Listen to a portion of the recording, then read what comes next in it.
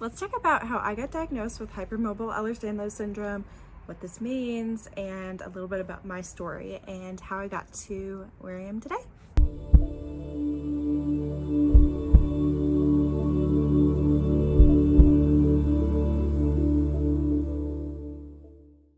I didn't get my diagnosis until the end of 2023, so like a couple of months ago. I never really seeked one out, and it probably was like over the last couple of years that I really put all the pieces together, but I've been showing symptoms since I was like born. So let's just start from the beginning. The first like weird thing that happened to me at a young age was I passed out. I think it was, I don't know, it was before I remembered, but I think it was outside doing like an Easter egg hunt or something. And I just know I passed out. I just remember feeling sick, laying down by a tree. And then I remember waking up on the couch and seeing like EMS, firefighters, police, all the people that, first responders that came. Apparently I had an EKG, although looking back, my mom said it was when I was laying flat. It was never upright. So they said it was fine. And that was kind of the end of it. I passed out many more times. I just remember waking up on the floor a lot. It would happen a lot of times after I ate or if I was too hot. And so because it happened after I ate, we thought it was hypoglycemia and talked to my doctor about it, and they're like, you're fine. So I just had to learn to self-manage. I would eat bigger meals before working out to make sure I didn't have any hypoglycemia drop. Just making sure I'm at least eating before working out, but then it would still happen, and I knew there was always something missing, and I never got an answer for that. Growing up, I would also be told like I had loose ligaments in PT, but it was never like hypermobility or Ehlers-Danlos. It was just like, oh, you have loose ligaments. So I just kind of was like, okay, like loose ligaments, that's cool. So PT school, when I started actually learning about anatomy and was like, what does this actually mean? I realized my joints are too loose, some of them at least, not all of them, which is why my kneecaps were dislocating and I was able to put a lot of the pieces together. I also had a lot of anxiety growing up. I feel like probably more so than I should have had when like growing up in a very stable home. Had a lot of night terrors, wet the bed a lot, up like for a long time. It wasn't just like when I was a kid. My eyesight started getting really bad. Just different like systemic little things going on. I was told I had really severe myopia, so very severe nearsightedness because my eye is too stretched back. Yeah, and I was an active kid. I liked to run. I liked to be active and play sports. My coordination wasn't that great. I remember always slamming my fingers into doors, like chronically, and I couldn't figure out why it kept happening. So yeah, that was my childhood. Did sports. In middle school, I did cross country, and in 7th grade at the end of the season, I turned to get out of the car and my kneecap just like popped out. It was very traumatic for me. When we finally got it back in, it went in when they made me straighten my leg for an x-ray, and that's when I learned if your knee pops out, just straighten your leg and it just goes back in. So yeah, but they're like, no, you're fine. It's like, no, it was like definitely not in place. So it was technically a subluxation, meaning it just moves a little bit out. It's not like fully displaced from the joint. But once it happens once, it's more likely to happen again. So it happens quite a bit the next couple of years. I ended up being referred to physical therapy, and that's how I became one. I decided at a very young age that that's what I wanted to do. So 7th grade, I had physical therapy. It helped me get to where I could start running again. That was always my goal. So yeah, I mean, it helped. and I have stayed active ever since then. If I take a couple of weeks off, my knees start to feel it.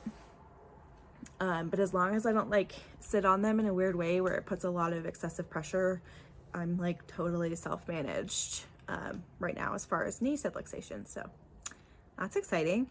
I think it was around this time, like in middle school, that I remember going to some like baby shower or some sort of party with my mom.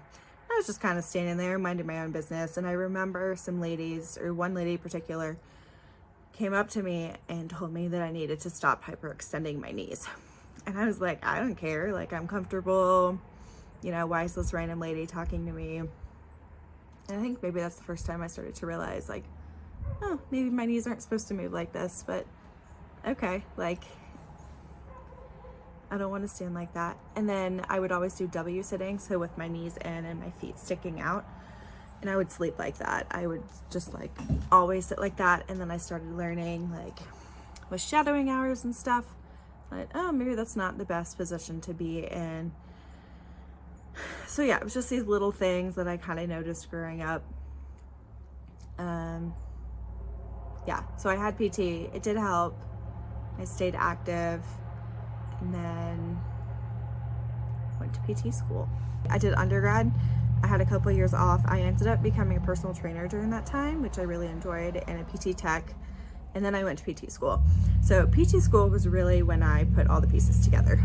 Oh, the one other thing that happened when I was a kid, I kept spraining my ankles, and I would just show up on crutches like at least once a year. And it was kind of embarrassing because it was like, oh, I took another step and I twisted my ankle. Or I had extra bones, well, I still do, extra bones in my feet. And it used to cause so much pain when I was growing because I just had this extra little like mass in my foot and there wasn't enough room for it. And my body eventually adapted. But that caused a lot of problems for a while too, to where I couldn't put pressure on my feet. But the only other option was surgery, and I didn't want to do that because I was so active and it would have taken me out of sports for a long time. I still don't know what that's about, but it's probably somewhat related to hypermobility and having too much movement in my foot, so then a bone just kind of grew, or genetic thing. I don't really know about that, but another weird thing that happened. All right, so fast forward to PT school. I finished up PT school during the start of COVID times. So my terminal project in PT school was on long COVID. This is before we knew like anything about it. So we wrote like a physical therapy treatment protocol for long COVID. And that's when I started learning about how POTS is very common in people after having COVID and with long COVID. And I was like, you know what? I think I've had this my whole life. And I think this is what caused me to faint growing up. At the time I had long COVID, and I was like, well, it's like I had this my whole life. I had it pretty well managed, and then suddenly it's back and it's worse again. And I like used to do a lot of cardio, which I think really built up my tolerance for heart rate changes, and there's not a whole lot of postural changing in running, which was good for me. And then it was like so much fatigue, and it was just hard to even like walk long distances. I was so out of breath, and my heart rate would be racing just from standing up, and all of these things. And then during our like first class in PT school, where we just had to learn like how to measure every joint, we would practice on other people and other people would practice on us. So I just remember some joints, it's like, oh, I have a little more than needed.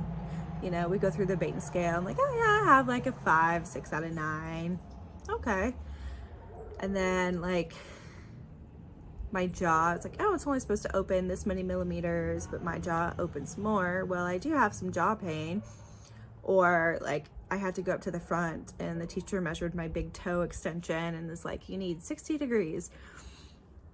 And I had 120, and he was like, you have a lot of big toe extension. And I went up to him after class and was like, is this a problem? And the answer was always like, no, like, you know, there's only a problem when it's too little. And I started to realize like it doesn't make sense. Like the answer was always to stretch. You only get symptoms if you're on the too little side. Like what about when you have too much? I just feel like there's this whole like spectrum that a lot of practitioners don't even focus on to like help these people become more stiff to reduce their symptoms. I don't really think I put all the pieces together until I started posting on social media. It was like, you know, I'm just going to post about what I experienced. So hypermobility, joint dislocations, all of this kind of stuff. And then realized how many other people were out there. And I was like, oh yeah, like I do have this. Like I need to not invalidate my symptoms. This would, you know, make my whole life make sense. And even though doctors have kind of just said, no, you're fine, you know, maybe I need to talk to somebody about it again and not just pretend like I'm okay. Because, I mean, I had it self-managed for a while, but as far as the, at least like dysautonomia stuff, I really don't have that under control anymore.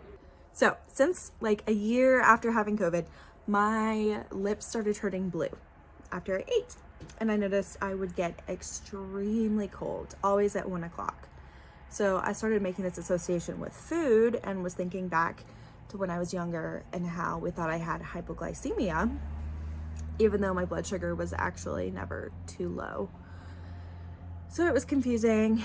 And I was like, you know, blue lips are probably something I should get checked out. And I haven't had blood work in a while. And I ended up trying to get an appointment with my doctor, and it just wasn't working out, like time-wise, with me having to like also be at work.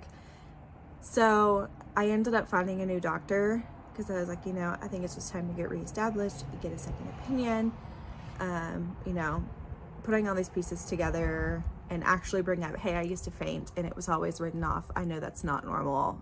Let's address it. So that we know for sure what's going on, because I don't want to self-diagnose.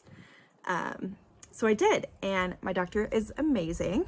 First session, I just told her about stuff. We ended up realizing the blue lips are Raynaud's, which also goes along with hypermobility. And I was like, yeah, I used to faint a lot, and I'm also hypermobile. My knees used to dislocate. And she was just like, you think you have hypermobile or Danlos syndrome? And I was like, yeah, I mean, I'm like super borderline if I do, but that would make it make sense. And she brought in the criteria, we went through it together, and I'm considered like HEDS by like 1 point. So I'm basically just borderline. So I'm hypermobile. I had started a business. I did it mostly like in person, and then I just wasn't for me. I had a hard time getting there. My husband had long COVID too, so I was like helping take care of him, and then he got diagnosed with like a super rare autoimmune disease, and it was just a lot. So I ended up transitioning to mostly online, and my White Woman's Instagram original video went viral. And then I started realizing that I liked working online. My goal is to help people learn how to help themselves, and you don't have to step foot into a physical therapy office if you don't want to. You can learn about your body and take control of your own health. And I realized that was kind of the whole goal with my business anyways. So I would say my business found me, at least the online stuff. That's just kind of how it worked out. I started sharing my story, and a lot of other people related.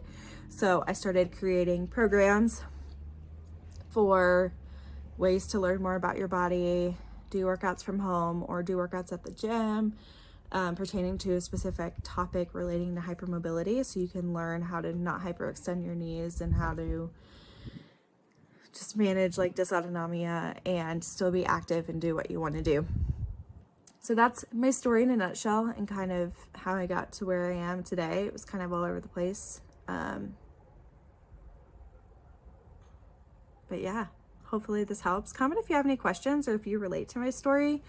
And I'll probably make future videos like this talking about different topics. I do plan to make one about hypermobility spectrum disorders versus hypermobile EDS, and if it's worth getting a diagnosis. So if you'd like that, comment below. Make sure you subscribe, and I think that's it for today.